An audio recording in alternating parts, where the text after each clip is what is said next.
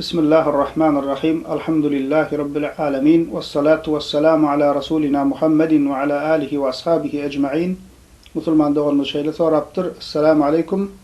Benim sualım şeyle. Menin yanımda musulman doğanlar var. Şolar köplenç haricilerin ya da ihvanlan vağızlarını dinleyerler. Men olara dinlemen adaşarsınız diýsemem, yok. Biz wagty geçenden hemen doğruduğunu bilýäris. Diňe doğrulardan alyas, ýalňyşlardan alam zok diýerler. Şolara nähil nasihat berip bolar. Men diňe ula alymlar dinläň diýen, doğanlar kan üns berenok, diňe haricilerin ya da ihwanlaryň wagtlaryny dinleýärler. Bilişimiz ýaly bidgatçylar, öwünüň özleriň bidgatçy, şu doğanlara nähil nasihat berip bolar. Aleykümselam we rahmetullahi ve berekatuh. Bilmeyen doğanlarım üçün bellap geçelin, sonra da harici diyani, radikal düşünceli cemaatler toparlar.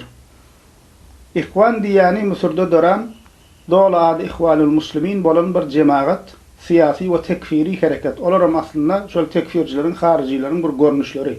Çünkü näme? Baran yerlerine, yayran yerlerine olaram şu düşünceni yayra diyalar.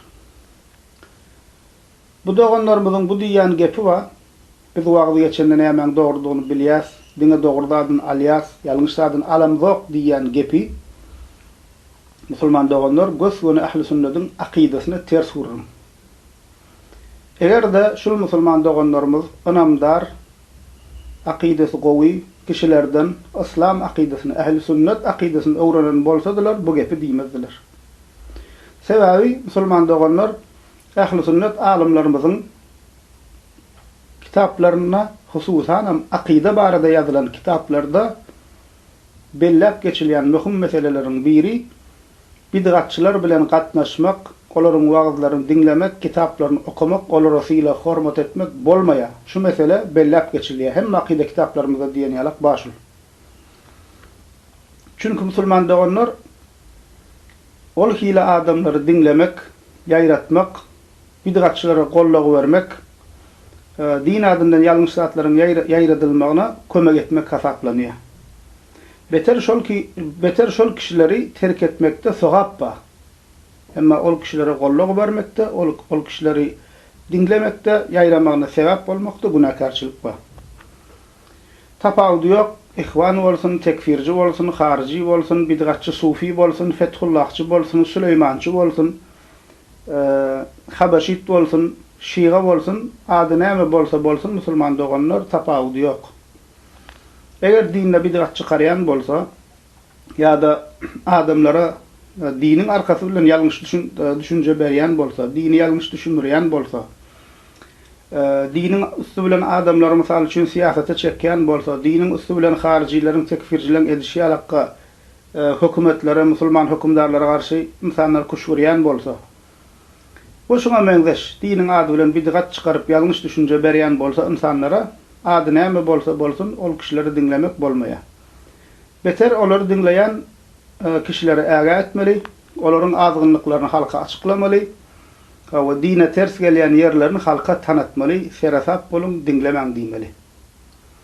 Çünkü musulman doğanlar bu hili dini ýoýýan adamlardan äga etmek, halka bulary tanıtmak, ýagşylygy buyurup ýamanlykdan gaýtarmaklaryň bir görnüşi. Misal üçin araqçyany araq içme diýär, çilim çekme diýär. Bir namaz bolsa näme? Namazyny başla diýär. Ýagny ýamanlykdan gaýtarýar, ýagşylygy buyurýar. Erwet, akidasy bozuk, bidgatçylary dinlemäň diýip äga etmek hem musulman doğanlar ýamanlykdan gaýtarmaklaryň we ýagşylygy buyurmaklaryň bir görnüşi. Käbir kişiler şeýle diýär, haçan biz şu bidgatçy wagtçylardan, bidgatçy ahun pirlerden, ýasama welilerden, ýasama soplardan äga edemizde, olaryň ýalňyşlyklaryny açyklamazda, käbir doğanlarymyz diýär, olaryň gıýbaty bolmaýarmy diýär, olaryň kemini aýbyny açdygymyz bolmaýarmy diýär. Iki zady bulaşdyrýarlar. Gıýbat musulman doğanlar öz ugruna gelip bir musulman ýalňyşlyk goýberse, ýa şonda bir kem zat bolsa, şoň arkasyndan geplemek gıýbat bolýar. Emma dinin adından adamlar azırıp bören, dinin adından adamlara ýalňyş zatlar öwredip bören kişiler halka tanıtmaklyk gıýbat hasaplanmaýar. Beter olar tanıtmaklyk hökman. Olan hakyky ýüzüni halka görkezmeklik, hakyky ýalňyşlyklaryny halka tanıtmaklyk hökmandyr we bu gıýbat hasaplanmaýar. Misal üçün bir Luqman bolsa, halka bejerge diýenlip, halka ýalňyş derman däri berip ýören bolsa, halkyň saglygyna ziýan berýän bolsa, sen hem şonu bilip ýaşyrsaň, sen hem şoň bilen deň derejede günahkar, jinaýetçi. Çünki näme halkyň saglygyna ziýan bermekligine sen hem göz ýumdyň, şonu basyrdyň. Ya olmasa başga bir misal mektepde bir muallim okuwçylara ýalňyşlada öwredýän bolsa, başga ideologiýalar öwredýän bolsa, ters düşünje berýän bolsa, sen hem şonu bilýän bolsaň, ay borla ýoksaýda arasynda gowy adam öwredýär diýip şonu üstüni basyrsaň, ýaşyrsaň, sen hem şoňla deň derejede jinaýetçi. Akly bar adam şunu orta çykarar. Diýer näme? Ene muallimçiligiň arkasyndan bukulyp halka ýalňyşlada öwredýär. Ene lukmançylygyň arkasyndan bukulyp halkyň saglygyna ziýan berýär diýip şol kişini tanadylýar. Şol kişiden äge edilýär. Dini meselede şeýle musulman doganlar. Eger bir kişi ady ahun bolsun, pir bolsun, öwliýa bolsun, şeýh bolsun, işan bolsun, tapawudy ýok. Diniň arkasy bilen bidgat çykarýan bolsa, diniň adyny ullan. Diniň adyny ullan adamlar siýasata çekýän bolsa, diniň adyny ullan ihwan harjiler ýalakka hökümetlere kuşgurýan bolsa, o şoňa beňdeş ýalňyş düşünjeler orta atýan bolsa, şoňa çagyrýan bolsa, ol kişileri halka tanıtmaly, olardan äge etmelidir.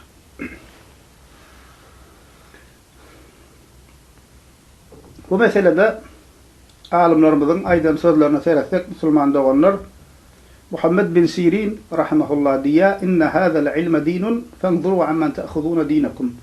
Bu ilim diýär, dindir diýär. Yani onuň wagtyny dinleýän, bunyň kitabyny okuyan, din barada maglumat alýan, ya internetden ya tanaýandan ya tanamaýandan ya mesjitde hutbede bir ýerde dinleýän, yani din barada ilim öwrenmäge çalışýan. Diýär ki sen şol öwrenýän iliming şu seniň diniň diýär. Kimden din alýanyňa seret, kimden dinini öwrenýäniňe seret diýär. Her ýetenden din öwrenilmeýär. Her sellel sakallydan, ady pir sopydan ýawrlatdan çykyp adyna ay şeyh plan arasynda okapdyr dini bilen izine düşüp gidilmeýär. Her diýenne kulak asylmaýar. Musulmanlygyny seredilýär, akidasine hilag adam insanlara dini dogry öwredýärmi? Bolup biler, ilim okandyr, arapça da bilýändir, Kur'any bilýändir, emma insanlara ýalňyş öwredýär. Şoň üçin näme? Dini meselede musulman doganlar birinin şahsiyetine yapışmalı değil, gowadyp şol kişini gözlemeli, dinleyecek adamyny tanamaly, ondan soň dinlemeli, ilminden peýdalanmaly. Abdullah bin Abbas sahaba radiyallahu anh şeýle diýär: "La tujalis ahlal ahwa fa inna mujalasatahum mamradatun lil qalb." Ahli hawa bilen, bidgatçylar bilen oturma, çünkü olar bilen oturmak kalby hassa eder diýär. O ýanyna baryp otursaň, wagtlaryny dinleseň, sana dogry adam gurrun berer, ýalňyş adam gurrun berer, ahir sen düşünjeň nähilek bolar, hak bilen batyly aýryp bilmersiň. Hak bilen batyly aýryp bilmersiň, kalbyň hassa eder diýeni şol. Sen ýoşadan özüň hem şondan näme buyurslap, şolaň arasyna goşulyp gidersiň. Sufyan es-Sawri rahimehullah diýär: "Men asgha sam'ahu ila sahibi bid'atin wa huwa ya'lam annahu sahibi bid'ah, nuzi'at minhu al-isma ve wukila ila nefsi." Kim bid'atçylygyny bilip durup bir bid'atçyny dinlese, ondan Allah Taala goragy gider we öz nefsine tapşyrlar diýär. İmam Malik rahimehullah diýär: "La tunkihu ahlal bid'i ve la yunkahu ilayhim ve la yusallim alayhim." Bid'atçylardan ne qyýyz alynır, ne qyýyz berilir, olara salamyn berilmez diýär. Ina dogry ýerine alaýatsa, aw ýalňyş ýerini bilýäs diýen musulman doganlar şu gepleri şu selef-i salihiniň, ilki nesil musulmanlaryň, ulu ahli sünnet imamlaryň sözlerine kulak assynlar. Ahli sünnet imamlary bid'atçylaryň akidesi bozuk insanlara salam bermeliler diýipdir. Yüzüne seretmeliler diýipdir. Sen onu gidip wagtyny dinleýän. Abdullah bin Mubarak diýär rahmehullah: "Allahumma la tej'al li sahibi bid'atin indi yeden feyuhibbuhu qalbi." Diýär: "Ya Allah, dilege diýär Abdullah bin Mubarak.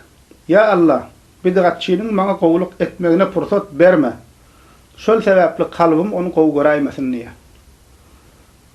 Yani serede musulman doganlar, nähilek bid'atçylar meselesinde ehli sünnet imamlar berk tutturlar. Yani Abdullah bin Mubarak ýalak öwliya, ulu takwa adam imamlygyna, alimlygyna ümmet tarapyndan bir agzdan kabul edilen alim näme diýär? Maňa dünýäwi taýdanam şu gowluk etmesin, birden kalbym şonu söýäýmesin diýip näme? Özünden arqyn bolup bilen ok. Biz ýalak, oňalak, muňalak günümizde bizim halymyz nähile musulmanlar biz näde diýip bileriz. Aýky dogry ýerine alýan ýalgyş ýerine alamyz ok näde diýip bileriz. Şol imamlar özlerinden näme? Özüni şol bid'atçylardan gorapdyrlar. İmam Begawi rahimehullah diýär: "Qad maza sahabatu wat-tabi'un we atba'uhum we ulama'us-sunnah ala mu'adati ahli'l bid'i we muhajiratihim." Bid'atçylara düşman bolmak we olar bilen ara gatnaşygy kesmegi sahabalar, tabi'inler we atba'at tabi'inler, ahli sünnet alimler bir agzdan kabul etdiler diýär. İbn Kudame rahimehullah diýär: "Kana es-selef ينحون عن مجالسة أهل البدع والنظر في كتبهم والاستماع لكلامهم." سلف الصالحين دي ابن قدامة. سلف الصالحين كم صحابة تابعين أتباع تابعين. سلف الصالحين يعني الكنجنة المسلمان نر بدغتشلر بلن oturmagy we olaryň kitaplarına göz aýlamagy, olary dinlemek diye qadağan ederdiler diye. Bu arada musulman doganlar selef-i salihinin we alimleriň sözü gatken hemmesini ýeke sanasak daňa çynny sana otursagam wagt ýetmeýär. Şonuň üçin şu meselede dikkatli bolmaly. Gynansaňam käbir musulman doganlarymyz soragda diýişi alaqy gowşaklyk görkezýärler. Käbir doganlarymyz diýär ýaşaýan ýerimde aqidasy dürüst molla ahun ýok, ýa-ni bid'atçylar baş olardan gidip Qur'an öwrensem bolýarmy diýär, bolmaýar musulman doganlar. Bid'atçy salam bermek bolanok diýär ulamalarymyzyň sözüni aýtdyk nädip sen onu gidip Qur'an öwrenjek. Bir dersin, iki dersin soň ahir şoň aýdýan zatlaryny sen öwrenşip başlaýan soň içime şüphe atýar. Şeý diýip näme biz onu düşürüp senin düşünjäňi bozup bilýärler. Şoň üçin musulman doganlar gaty möhüm meseledir. Awa dikkat edelim. Bid'atçylardan, dini ýalňyş düşünýän kişilerden uzak duralyň, edelim. Alhamdulillahi rabbil alamin.